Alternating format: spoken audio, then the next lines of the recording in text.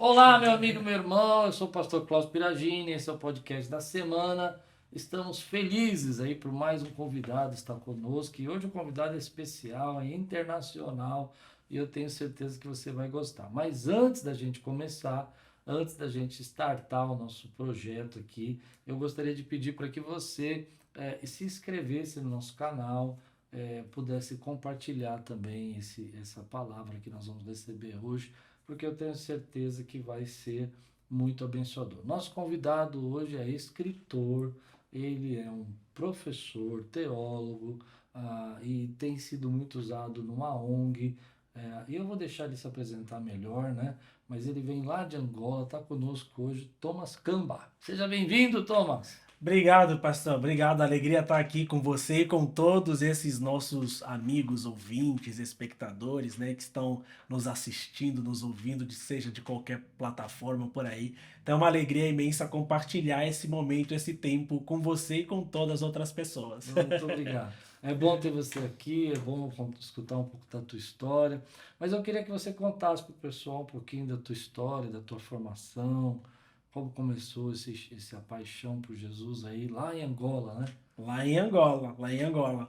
Bom, meu nome é Tomás Camba, eu sou angolano, eu gosto de me apresentar como um angolano pelo mundo, né? Então, porque é isso que eu vivo fazendo, vagando daqui e dali, entre São Paulo e Luanda, né? Brasil, Angola e outros lugares. Mas para mim tem sido uma alegria imensa também ser canal de bênção, ser usado por Deus aqui, para aquilo que Deus está fazendo no mundo através do processo da pregação do Evangelho. Desde muito cedo, sempre fui cristão, vim de uma família cristã, de berço de tradição batista, e aí desde muito cedo minha avó sempre me levou para a igreja, me ensinando os caminhos ali de Cristo, e graças a Deus, né, tô com 32 anos, então tenho seguido esses ensinamentos da minha avó desde muito cedo, né, então tem sido frutificante até hoje. Amém.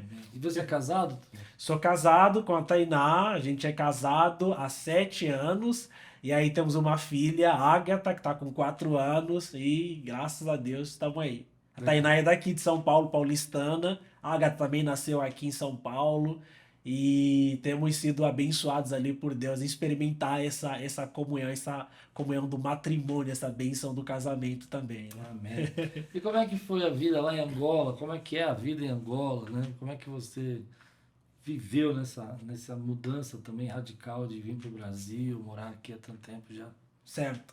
Olha, Angola se parece muito com o Brasil. Existe, na verdade, uma irmandade muito grande. Quando eu falo sobre Angola, eu gosto de lembrar as pessoas, apesar de que no Brasil não tem muito esse conhecimento a respeito de Angola, mas o Brasil já ocupou um lugar de destaque ali nas relações com Angola, e tem muito brasileiro morando em Angola. O Brasil já foi a segunda maior colônia de estrangeiros em Angola, né? Hoje nem tantos, tem a China, tem Portugal, o Brasil também está por aí, mas as relações entre Brasil e Angola já foram muito fortes desde a independência. O Brasil foi o primeiro país que reconheceu Angola como Estado soberano em 1975. Então, assim, existem muitas ligações e outras ligações mais complicadas ainda, como na época da escravatura, também da escravidão, em que muitos angolanos foram trazidos como escravos aqui no Brasil, e temos uma grande descendência de angolanos, Rio de Janeiro, Brasil, essa região do Sudeste, a maioria de pessoas pretas aí tem ali um pé em Angola, né? Então, assim, tem muita história. Mas Angola é um país cristão, de predominância católica, tem muitos evangélicos também, então não tem essa questão de perseguição religiosa, isso acaba ajudando bastante a comunidade cristã a crescer de maneira muito forte. Eu cresci numa família batista, e desde cedo com minha avó indo para a igreja. Lá para os 15 anos comecei a me envolver de uma maneira muito mais profunda, inclusive liderando um movimento de jovens e adolescentes que rodava o país pregando o evangelho, principalmente em locais que haviam sido destruídos ali pela Guerra Civil, né, que passou por um processo de Guerra Civil em Angola. E esse movimento era tão interessante, tão bom, que a própria Convenção Batista de Angola na época nos ajudou com um ônibus, né, que a gente rodava o país pregando, evangelizando, discipulando, a gente dormia ao relento, assim, né? Tomando água do poço, abrindo igreja. Então foi um momento muito, muito legal. De loucura, inclusive, pastor. Quando eu olho isso hoje, tenho 32 anos ainda, mas foi, sei lá, 16 anos atrás, Sim. literalmente, né? Não é muito tempo, mas eu falo, puxa vida, né? De onde a gente tirou toda a força, toda a coragem, assim, só molecada, só jovens e adolescentes pregando o evangelho no país. Daí eu me lembro João escrevendo para a igreja, falando: Vós jovens, vos escrevi porque vocês sois fortes, porque vocês venceram o maligno. Então isso também me ajuda bastante a olhar para a força da juventude, de tudo aquilo que eu vivi naquela época, né? Sim, sim. Mas eu acredito que muita gente tem um sonho. Você tinha um sonho, né? Você tinha um desejo de estudar, de vir para estudar fora, não necessariamente Sim, para o Brasil, sim. né? Como é que você trabalhou esse sonho? Olha, quando eu comecei a me envolver com o processo de discipulado, de Uhum. evangelismo, então começou a surgir essa necessidade de me aprofundar um pouco mais nas escrituras. Eu fiz o seminário lá em Luanda e aí comecei a entender que, olha, para me capacitar melhor, para servir melhor ao reino, seria muito interessante se de fato eu pudesse ter uma experiência transcultural. E financeiramente eu não conseguiria fazer isso sozinho, então eu comecei a buscar por oportunidades. Isso começou a queimar no meu coração, a arder no meu coração, e eu fui orando e procurando oportunidades para isso. Eu dava aula já desde muito cedo, então comecei a juntar uma graninha, mas nas horas vagas eu comecei a ir para Lan House, para o Cyber, enquanto as pessoas estavam no MSN, no Hi-Fi, então Facebook na época estava explodindo também, né, nas redes sociais, né? O Orkut ainda estava ali quase finalizando. E aí, enquanto as pessoas ficavam divagando, eu entrava na internet, procurava por faculdade de teologia no Brasil e nos Estados Unidos. E aí eu entrava no Fale Conosco, né? Toda instituição tem aquela aba do Fale Conosco, né? Aí eu entrava lá no Fale Conosco e escrevia um e-mail, que seja em português, em inglês, aí falando da minha história, né? Me apresentando: meu nome é Tomás, sou de Angola, e falava o que eu estava fazendo e o meu desejo de me aprofundar em teologia. Eu fiz isso durante um ano, né? Sem ter alguma resposta. E um belo dia, depois de um ano, abrindo minha caixa de e-mails, Um ano você mandou recado, um teve ano. resposta. Não tive resposta. E Uau. aí eu continuei. E em paralelo a isso, pastor, durante esse um ano, eu fui preparando as condições, assim, crendo que um dia essa oportunidade chegaria. Tratei meu passaporte sem falar para minha família, reconheci toda a minha documentação, fiz todo o processo legal de toda a minha documentação e ela estava ok, né? Quando a gente olha assim, fala, puxa, um ano sem receber resposta, mas olhando para as providências de Deus, esse um ano serviu para, de fato, cuidar de toda a minha documentação legal, né? Então, depois de um ano, eu recebi uma resposta da faculdade que eu estudei aqui em São Paulo. Eles me responderam: puxa, Tomás, nós gostamos muito da sua história, mas a gente não pode te dar uma bolsa integral, mas uma bolsa parcial a gente consegue te dar. Aí eu olhei para aquilo e falei: puxa, era isso que eu esperava, essa é a oportunidade que eu esperava. Aí eu fui para minha família: olha, eu vou pro Brasil e eu consegui uma bolsa integral. Eles: puxa, e a outra metade, quem vai pagar? A gente tem que se virar para pagar, né? Aí eles relutaram, porque é teologia e tal, e eu dava aulas, a minha família tem um grande histórico de professores, eu sou o primeiro pastor na minha família, são todos cristãos, mas a ideia de pastor é uma ideia que não passava assim pela cabeça deles, e eu era muito novo também, né, com 17, 18 anos por aí.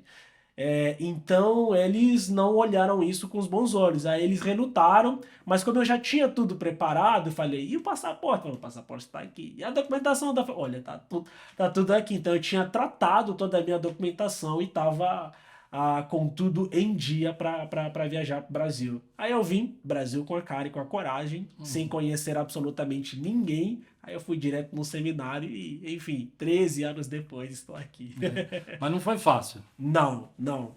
Teve alguma coisa que você passou assim que te assustou aqui no Brasil? Olha, Alguma situação assim que você falou assim, meu Deus, será que eu... várias, pastor, várias. Primeiro, o fato de você estar longe de casa, isso já é um grande baque, né? Para um jovem, né? Então é um grande baque, assim, do nada você tá longe de casa. E eu não estava longe de casa, igual, sei lá, tem gente que tem família no interior de São Paulo. No final de semana eu pego o busão e vou pra família. Não, tipo, não tinha o que fazer. Então tiveram dias que eu me vi realmente pensando: puxa, o que tô fazendo aqui, né? quando meu dinheiro acabou, quando eu não tinha mais dinheiro, quando eu não tinha como me alimentar, eu tinha que pagar a faculdade, tinha que pagar a aluguel do pensionato da República onde eu vivia, assim, era um negócio assim complicado. Você falava, cara, e agora? O que é que eu vou fazer? O que é que eu tô fazendo aqui, né? Eu poderia muito bem estar em Angola, onde eu tinha uma condição mínima de vida, com tanta razoabilidade, mas eu tô aqui padecendo. Puxa, acho que minha família tinha razão.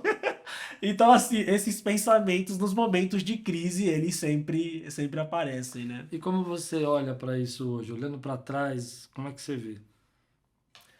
Creio que foi um momento de muito aprendizado, de maturidade, e foi importante para me preparar, né, para aquilo que eu tenho feito e acredito para aquilo que Deus ainda fará na minha história, porque a minha jornada está apenas começando, né?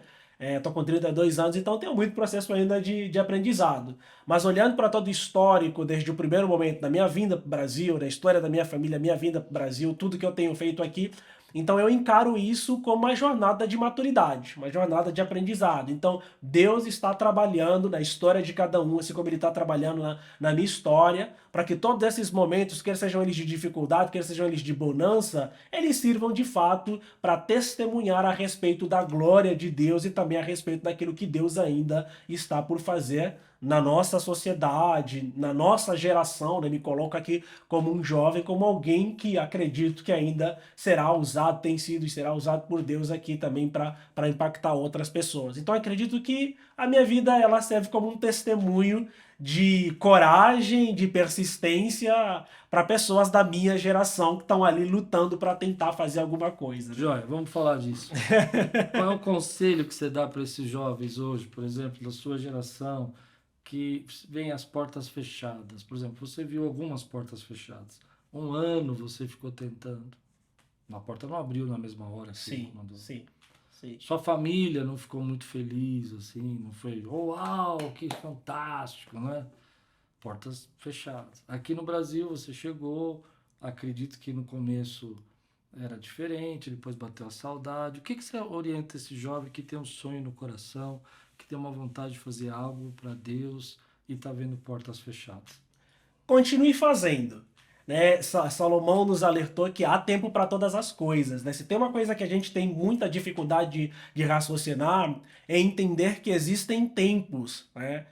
Nem sempre quando uma porta se fecha é sinônimo de que tá tudo acabado. Eu sei que é muito difícil falar isso para uma pessoa que está recebendo uma série de nãos. Só que o legal de tudo isso, acredito que assim como eu, pastor muito mais, né, com muito mais experiência do que eu, o pastor passou por vários processos de negação, de não, de portas fechadas.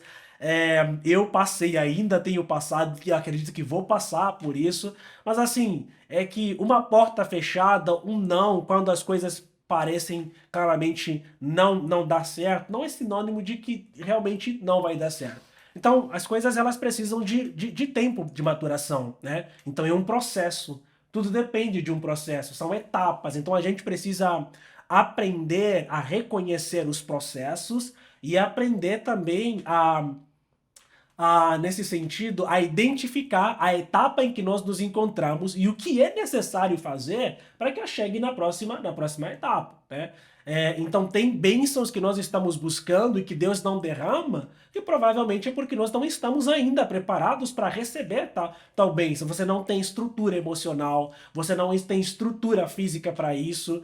Um grande exemplo, hoje eu tenho a editora Quitanda, a gente fundou a Quitanda há 3 anos atrás, na pandemia, abrimos o CNPJ e o mundo fechou em 2020. Fala, puxa vida, como é que eu vou criar uma editora em meio à pandemia, né? Mas assim, outra história.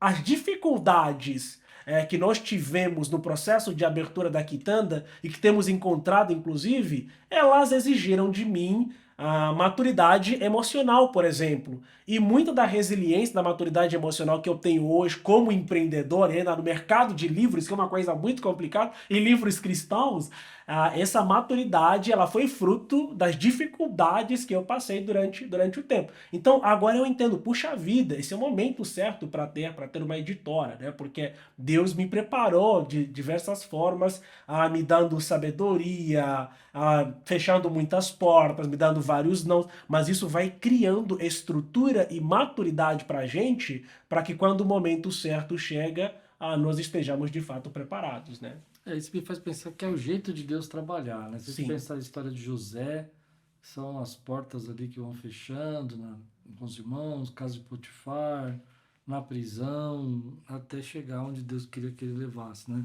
Pegar com Davi fala que ele matou o leão, a ursa, para poder derrubar o gigante, né? sim, Parece que sim. Deus tem um jeito de trabalhar. Parece, parece. E aí, quando a gente pega na história desses grandes heróis da fé, nesses personagens bíblicos, a respeito de sucesso, a respeito de como eles foram usados por Deus, parece que nós só focamos na parte, enfim, no final da jornada, né? Sim. Não necessariamente no começo. José mesmo, o pastor acabou de falar, é uma série de sucessões ali de fatos terríveis, né? Então, o cara é odiado pelos irmãos, é vendido, lançado na cova, aliás, lançado na cova, vendido. Os irmãos mentem para o pai, é tido como morto, é vendido como escravo, vai na casa de. E aí é uma série de sucessões só de crises, né? Mas aí no final de tudo, não no final, mas depois de algum tempo, então você tem Deus agindo, preparando ele para se tornar de fato aquilo que era o governador do Egito e toda a história de sucesso, de gestão que ele teve. E olha como é interessante, né? Ele se torna um governador numa época de muita crise. O Will era um cara que já havia passado por diversas crises, então tem um cara melhor para fazer gestão de crise do que essa. Então eu acredito que realmente essa é uma das formas que Deus tem para trabalhar nosso ser, nosso caráter, principalmente quando Deus está nos chamando para algo que vai fazer diferença. Sim. Agora, por que você escolheu o nome de Quitanda da editora? Tem algum motivo especial? A quitanda é uma palavra, talvez que tenha uma ligação muito grande entre Brasil e Angola.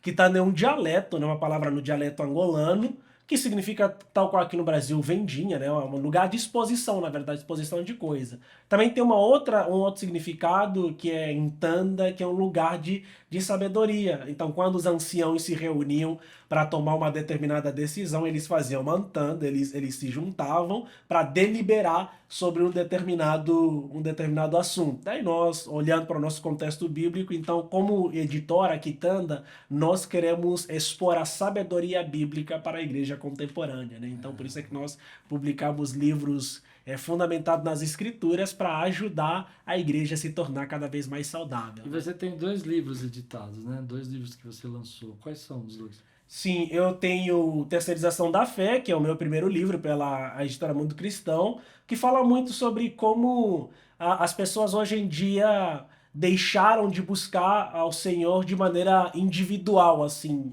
e as pessoas elas têm se tornado muito dependentes, principalmente de pessoas que estão em evidência, de nós, líderes, né? Então as pessoas elas não querem mais abrir a palavra, elas não querem mais orar por si mesmas, elas acabam se tornando reféns da espiritualidade alheia. Elas vivem baseado no testemunho de outros. Puxa, o testemunho do cara é legal, mas e você, né? E eu, né? Então eu utilizo a ideia de terceirização da fé, ali Êxodo 19, 20, quando Deus está dando os mandamentos para Moisés, para o povo, Deus fala para Moisés que o povo pudesse se aproximar do monte. Só que no dia combinado, relâmpagos e trovões começaram a soar e o povo ficou morrendo de medo, né?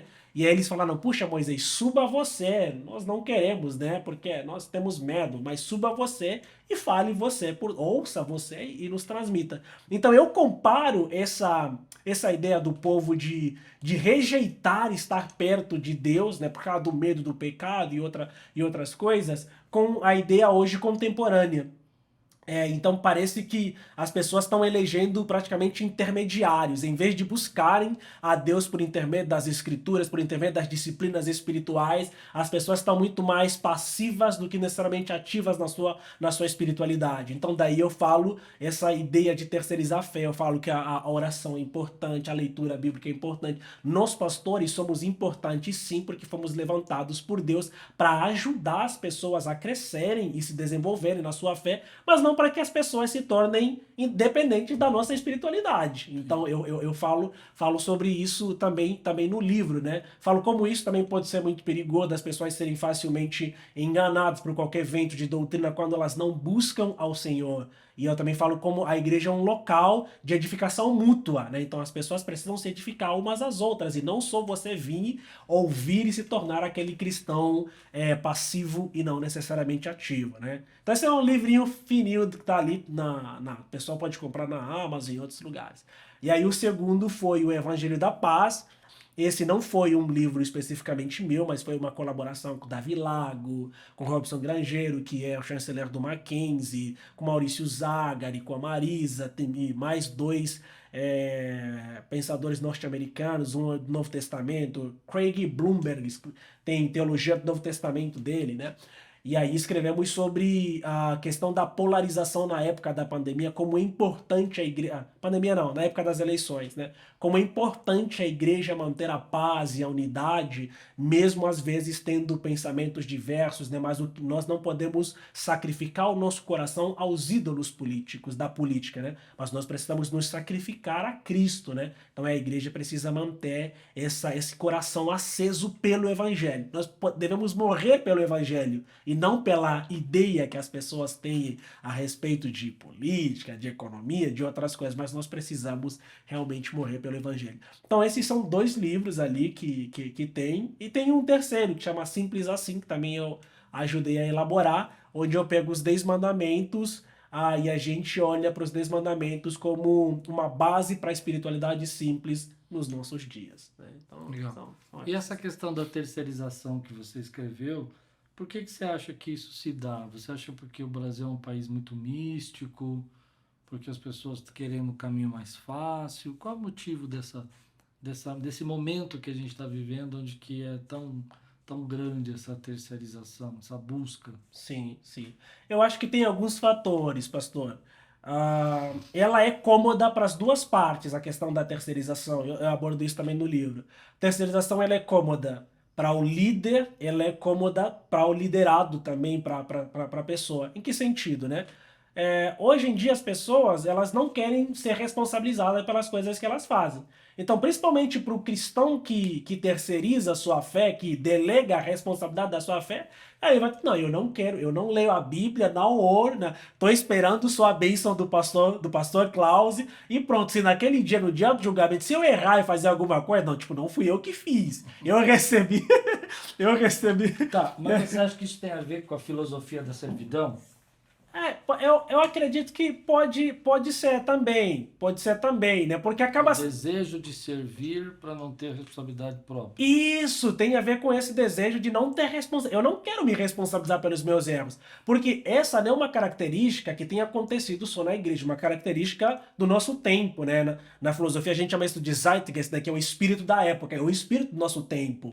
Então quando você olha para as pessoas não querem se responsabilizar. Olha, a pessoa que hoje tá com algum trauma, puxa, porque aconteceu na infância. Tudo bem, pode ter acontecido realmente na infância, né? A pessoa que está hoje com alguma certa doença mental, não. A gente tem sempre um escape de procurar quem é o culpado e não necessariamente tomar responsabilidade para nós. Só que quando a gente olha para as escrituras nos chama a buscar o Senhor, a andar de acordo com a lei de Cristo, né? A carregarmos a nossa cruz. Então, isso não anula o papel da liderança, mas pelo contrário, nós como líderes temos uma responsabilidade muito grande, que é de ensinar as pessoas a buscarem cada vez mais ao Senhor Jesus e caminharem de acordo com aquilo que o Evangelho entende. Então, mas essa filosofia do nosso tempo, em que as pessoas querem se eximir da responsabilidade, faz das pessoas cômodas. As pessoas estão aí de maneira cômoda, não tem responsabilidade. E para o líder, no caso, para nós, também acaba se tornando algo um pouco mais interessante, porque eu aparentemente tenho controle sobre todas as pessoas. Então eu faço, né? Eu falo e elas obedecem. Então, assim, eu acho que é algo perigoso para todos nós. Tanto para nós que estamos na frente liderando pessoas, quanto para as pessoas que não querem assumir a responsabilidade, de certa forma, para seguir Jesus. E quando eu digo seguir Jesus, não significa sair do guarda-chuva da liderança. Não é isso. Mas é principalmente no sentido de tomar autonomia e de você não se tornar uma pessoa dependente, né? Nessa dependência tóxica, inclusive, mas de você crescer a ponto de você ajudar outras pessoas a crescerem. Você falou do espírito da época, né? Como é que chama? Zeitgeist. Zeitgeist. Esse espírito você viu em Angola também ou é mais no Brasil? Olha, eu pensava que era uma realidade só no Brasil, e aí eu caí do cavalo literalmente quando eu fui lançar o livro lá em Angola, e a Mundo Cristão me deu esse privilégio de lançar primeiro em Angola.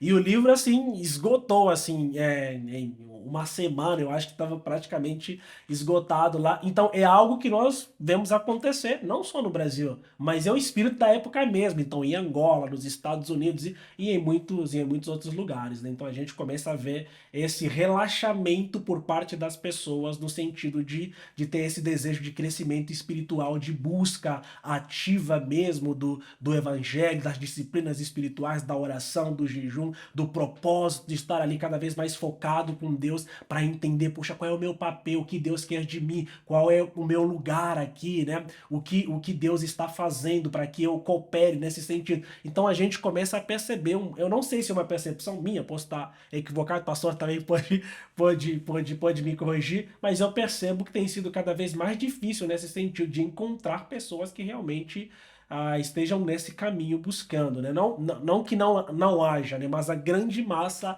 ela está muito mais cômoda, muito mais relaxada do que necessariamente buscando. Talvez porque os dois países, tanto o Brasil quanto Angola, são países místicos também, Sim, né? sim, sim. E eu acho que quando você terciariza, né, você coloca uma imagem para aquela pessoa de que ela é superior, ela é misticamente mais poderosa que você. Se ele orar por você, se ele te der uma palavra, é Deus purinho. Sim, sim, sim, sim, Na sim, cabeça dessas pessoas. Ela sim, não tem falha, não tem erro, né? Então, isso sim. que eu acho que essa questão do ser humano ser muito místico, eu acho que gera um pouco também essa busca por uma terceira pessoa que possa nos representar, né? Que é o caso que você fritou de Moisés, né? Vai você. Eu tenho medo desse Deus, eu tenho receio desse Deus. Eu não sei o que esse Deus pode fazer. Então vai lá, busca, e depois você só fala o que nós temos que fazer aqui, tá tudo Tá certo, tudo certo. Isso. né? Não, perfeito. E tanto que depois que Moisés desce, né, ele permanece por um tempo com véu no rosto, né? Porque o rosto de Moisés brilhava. Moisés era como se fosse Deus para o povo, né? Mas assim, o rosto de Moisés brilhava. Só que chegou um momento que esse brilho se Acabou. esvaiu. Mas Moisés não tirou, né? Mas o véu continuava. E aí isso é tão simbólico e tão profundo que quando Cristo morre, né, o véu do templo ele se rasga exatamente manifestando, mostrando que esta aparente separação que existia entre Deus e o ser humano que precisava ser mitigada por algum terceiro, ela havia sido desbancada completamente, que agora todo ser humano tinha essa liberdade de se chegar a Deus, né, por causa do sacerdócio universal de todos os crentes, que era Cristo ali espiando nesse sentido aqueles que são seus. Então isso é extremamente profundo, né, que a gente consegue fazer esse paralelo. Mas eu concordo com essa ideia nossa de mística. Poxa, eu preciso ir para o pastor Klaus orar por mim. E tem que ir, né? Porque estamos falando sobre autoridade espiritual. Mas a gente precisa perceber isso de uma outra maneira. Eu acho que um ponto é você olhar para o pastor Klaus, para outros pastores como autoridades espirituais que vão te ajudar, inclusive, nesse processo do amadurecimento. A outra é não, tipo, não, eu não posso não devorar sem que eu vá para. E aí. Uma infantilização, né? Isso, então. Ou você torna as pessoas aptas para autonomia, ou você torna as pessoas aptas para ser infantis, né? Isso. Eu acho que o papel do pastor é treinar as pessoas para ter autonomia, para elas crescerem, né? Então, tudo bem que elas venham até você, mas elas têm que crescer, elas têm que desenvolver. O problema é quando esse pastor deixa de querer que elas sejam autônomas, aí faz o que você falou, né? Exerce o controle, e o controle é para deixá-las infantis, né? Elas não sabem tomar as decisões, elas não sabem buscar a Deus, elas não sabem ouvir a voz de Deus, porque elas dependem disso, né? Quando a gente era criança, não era assim, mas quando a gente cresce, né? Você veio para o Sim. Brasil, fez a sua família, construiu sua carreira, porque você desenvolveu a sua autonomia. Mas você falou uma coisa que eu acho que dá um assunto fantástico. Você falou sobre o véu, Moisés não querer tirar o véu. Eu acho que também o líder, às vezes, ele não quer mostrar a sua humanidade. Sim, Então, há um orgulho espiritual, você não querer tirar o véu. Acho que isso é tão forte, né? Eu não sei se eu consigo ir tão profundamente como eu sinto isso. Mas eu sinto que, às vezes, as pessoas elas não querem se revelar, elas não querem mostrar suas fraquezas. Elas precisam do véu para dar um ar de espiritualidade, de santidade que o ser humano, às vezes, não consegue desenvolver isso, né? sim. Então, às vezes, a gente precisa tirar o véu e mostrar que não é brilho o tempo todo, né? Não está brilhando toda hora. A gente precisa da graça, da misericórdia, da intercessão dos irmãos, do apoio das pessoas. Eu acho que psicologicamente, olhando num viés mais psicológico, a gente não quer tirar o véu porque o véu nos desnuda, né? O véu revela as nossas fraquezas e as nossas imperfeições, né? Sim. E quando você tira esse véu e as pessoas veem que você também não é só perfeito, então essa mística toda, né? Essa busca mística acaba se esvaindo, né? Sim, Ele sim. é um ser humano, ele tem erros, ele tem falhas. E muitas pessoas não querem tirar esse véu, né? Então é forte isso. Acho que dá um É, assunto para pensar violentamente, né? é, Por que que Moisés não queria tirar o véu, né? Qual que é sim. é, não só na questão bíblica, no sentido teológico, mas também na questão psicológica, né? Por que que a gente quer manter esse poder todo, esse controle todo, né? Sim. Talvez porque ele tenha sido muito ferido, talvez porque tinha muita gente que era rebelde lá e essa mística trouxe né, esse véu trouxe uma separação.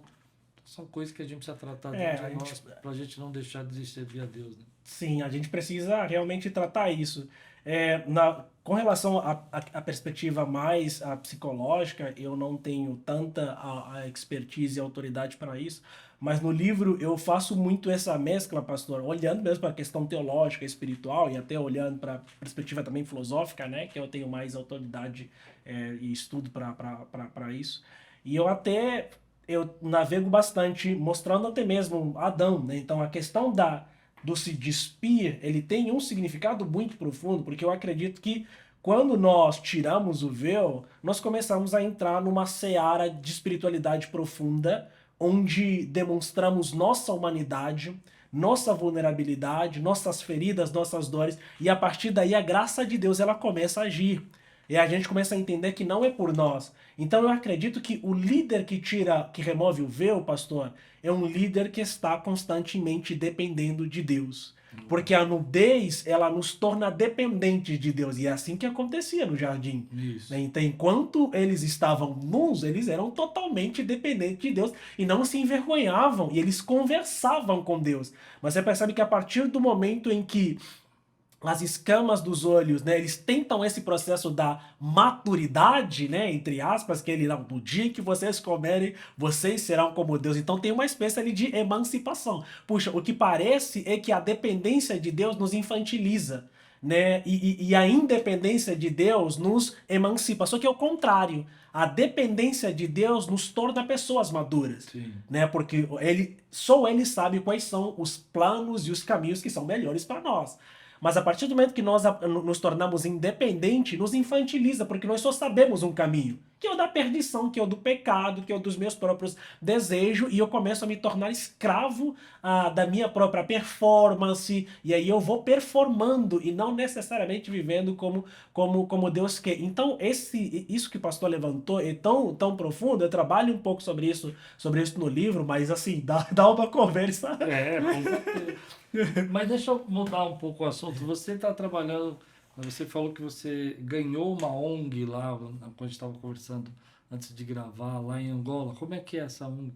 Sim, nós temos, né, uma ONG, que aqui está a Padrinha, que é a editora Padrinha, chama Projeto Davi. que é um acróstico para dignidade, amor, vida e infância. Sim. Essa ONG, ela fica na periferia de Luanda, ela atende diariamente mais de 150 crianças num bairro de alta carência, com índices muito elevados de criminalidade. Então a gente faz um trabalho com as crianças e com a família, né? Tem a missionária Josiana, que é brasileira, e a Bárbara, que são as responsáveis por esse projeto por esse projeto social, né? Dando educação e também alimentação para as crianças. Nós utilizamos a educação, o sistema de educação, educação de princípios.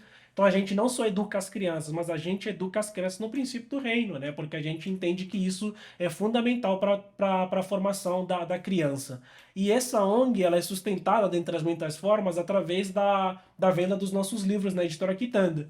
Então, para cada livro que a gente vende, 10% desse valor a gente doa para a ONG lá, para o projeto Davi, né, lá em Angola. Então, hoje ela funciona desse jeito. Temos uma escola com 7 salas em funcionamento, acho que tem mais 2 que estão ali que precisam de reforma, a gente tem um espaço grande, a gente quer construir uma escola de primeira com laboratório de informática, tecnologia para educar de fato as crianças a ponto delas saírem dali e competir também com o ensino curricular normal e para que, enfim, a gente possa abençoar essas crianças a ponto de um dia ajudarem também a transformar a sociedade, porque nós não sabemos o que essas crianças serão daqui a 10, a 15 anos, né?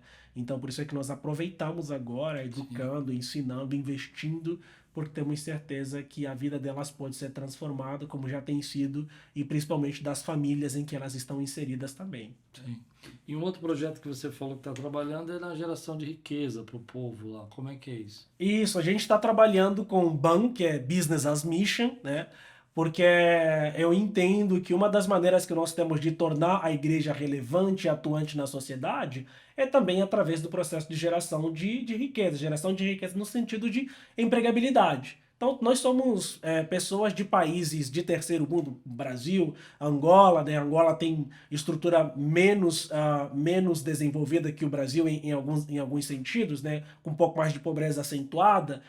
Então eu entendo que uma das maneiras que a gente pode realmente ajudar as pessoas a transformarem a realidade, a não se envolverem na delinquência, na corrupção, em coisas que podem degradar a vida do ser humano, é através do processo de fomento de renda. Então eu tenho trabalhado com o BAM, Business as Mission, negócio como missão, ensinando às pessoas princípios de empreendedorismo, mas empreendedorismo que tem a ver com o reino, onde elas podem levar princípios do reino de Deus nos seus negócios e que vai fazer com que esses negócios possam prosperar ainda mais em relação, talvez, a seus concorrentes que não usam princípios éticos, que não são justos, pessoas que estão corruptas. Então, eu também tenho trabalhado com esse processo, incentivando a nova geração. E tem alguma coisa dessa geração de riqueza que você pode compartilhar com a gente aqui, ensinar a gente alguma coisa nessa área? De negócios? É. Olha, a gente tem todo um currículo ali, né, pastor? Então a gente senta, faz um processo de imersão mesmo com as pessoas, desde ensinar a ter uma ideia. Então a gente faz várias reuniões ali de brainstorm para ajudar as pessoas a terem ideias criativas e dessas ideias criativas de fato nascerem negócios. Então eu trabalho sempre com a realidade, né? Então suponhamos que se a gente pudesse fazer aqui, a gente teria que trazer os jovens aqui, colocá-los para pensar, puxa, o que está faltando no nosso entorno, né? Quais são os negócios que nós podemos desenvolver que podem ser rentáveis para a própria comunidade também. Então, lá em Angola eu tenho trabalhado muito nesse sentido, de colocar os jovens a pensarem, a tirarem ideias. Todo mundo tem ideias. Então, o que a gente precisa apenas é incentivar esse processo da criatividade. Um dos livros até que eu uso bastante é um livro que tem um título de Chamados para Criar, Inovar e Arriscar, né? Que é um livro bem interessante, que foi escrito por um cristão que fala sobre princípios de empreendedorismo, né? Então a gente precisa instruir as pessoas a tirarem ideias criativas da cabeça e colocá-las em prática, né? Então Mas tem bastante coisa já lá, tem um pessoal que está empreendendo. Dessa última vez que eu fui, fizemos uma imersão de um dia inteiro.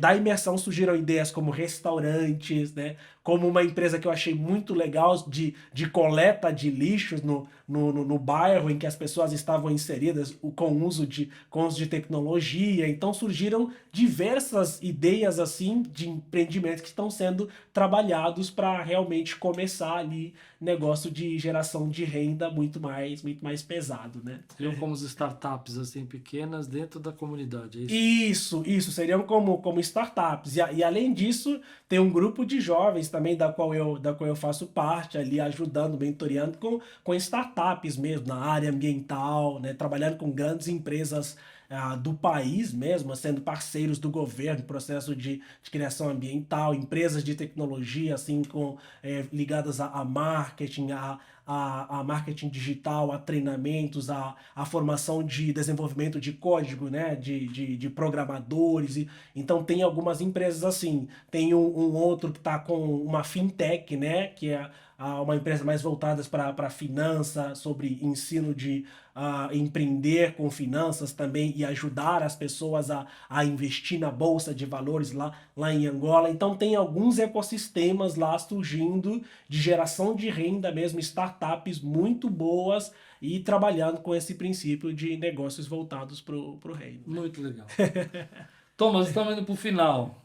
Eu quero que você agora use esses minutos para dar suas considerações aí para os nossos líderes, o que você quiser ministrar que tiver no seu coração aí. Essa última parte é sua, assim, para você falar o que está no teu coração. Boa, boa. Eu acredito que nós estamos vivendo um tempo muito diferente, né, e um tempo oportuno. Talvez nós não tenhamos na história da humanidade um momento como esse, com muitas ferramentas, com muitos recursos disponíveis, e eu acredito que a igreja tem tudo para aproveitar e tornar cada vez mais o evangelho proclamável, assim, né? E proclamar cada vez mais o evangelho. Então a gente tem tecnologia, a gente tem muitos recursos, então eu acredito que é hora mesmo da igreja se levantar como exército de Deus, se apropriar de todos esses recursos que nós temos para proclamar o evangelho. Então nós precisamos de bons filmmakers, igual nós estamos fazendo aqui esse estúdio de podcast, que precisamos de coisas profissionais para competir, para transmitir conteúdo de qualidade e mostrar para as pessoas que estão lá fora que o fato de sermos cristãos não significa necessariamente sermos pessoas ineptas, né? Pessoas desqualificadas, muito pelo contrário. Servir a Deus requer rigor, qualificação também, criatividade. Então eu acredito que nós estamos num momento extremamente crucial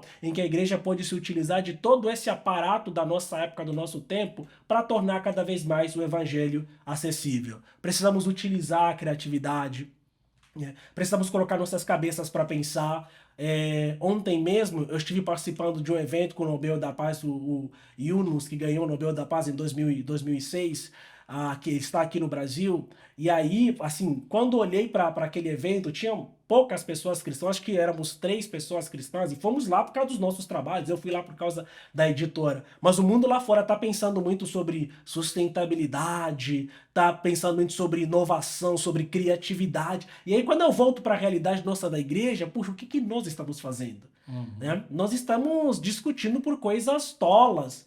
E às vezes até estamos nos isolando cada vez mais. E as pessoas lá fora estão criando cada vez mais espaços coletivos, pastor. Estão se ajudando, estão trabalhando sinergia. Mas esse princípio de coletividade, sinergia, é nosso. Nós somos pessoas que creem em Pai, Filho e Espírito Santo. Deus é uma comunidade. Sim. E a igreja é essa comunidade. Então eu acredito que nós estamos desperdiçando o nosso tempo, coisa que nós poderíamos estar usando em prol da proclamação do reino, né? Porque como todos nós falamos, Jesus está voltando, então a gente precisa aproveitar esse tempo e se unir para proclamar realmente o evangelho, incentivar a juventude a ser criativa, a pensar como nós podemos tornar esse mundo melhor. Nós sabemos que o mundo jaz no maligno, mas nós somos os filhos, né? Que nós fomos chamados para ser sal, para ser luz. Então eu acho que esse é um tempo que nós podemos aproveitar. Você tem uma mensagem dentre tudo isso que eu posso deixar para a igreja, para os outros líderes como nós, é que precisamos remir o tempo. Amém. Precisamos aproveitar dessa oportunidade. Não podemos ficar simplesmente enclausurados nos nossos casulos, vendo quem tem a igreja melhor, maior, quem está fazendo. Não, né? Quem tem a melhor caravana para isso. Não, vamos todo mundo. Agora tá complicado, né? Por causa da guerra que tá acontecendo. Não, mas vamos todo mundo, sabe? Então eu acho que esse é um momento extremamente oportuno para usarmos das ferramentas que nós temos e reverberarmos melhor na proclamação do Evangelho. Muito obrigado, meu amigo. Bênção de Deus, bênção de Deus. Ver a tua história, ver a tua força, a tua garra, né? De mudar toda a tua história, vir para o Brasil e participar e criar projetos e voltar para o seu país periodicamente para abençoar, para ajudar lá o povo. Isso é muito bonito, é inspirador. Que Deus continue te usando poderosamente. Muito obrigado por estar aqui com a gente. O pessoal da Quírios agradece porque você está nos abençoando hoje. Estamos sendo abençoados por você. Obrigado, pastor. Muito obrigado. Eu que agradeço. Alegria demais estar aqui na Quírios, né? A gente tem vindo aqui algumas vezes aí, também temos sido muito abençoados e fico muito feliz e grato de poder compartilhar um pouquinho e ser também bênção para a vida de todos aqueles que estão nos ouvindo e nos assistindo. Amém. Bom, que Deus abençoe sua vida. Obrigado por você ter participado desse podcast. Se você gostou, não esquece de enviar, de mandar para alguém que você acha que vai ser bênção. Talvez você conheça alguém aí que está desanimando nos projetos e essa palavra vai falar no coração dele, vai mostrar para ele onde Deus quer levá-lo. Que Deus abençoe você e tudo quanto fizer, prosperará.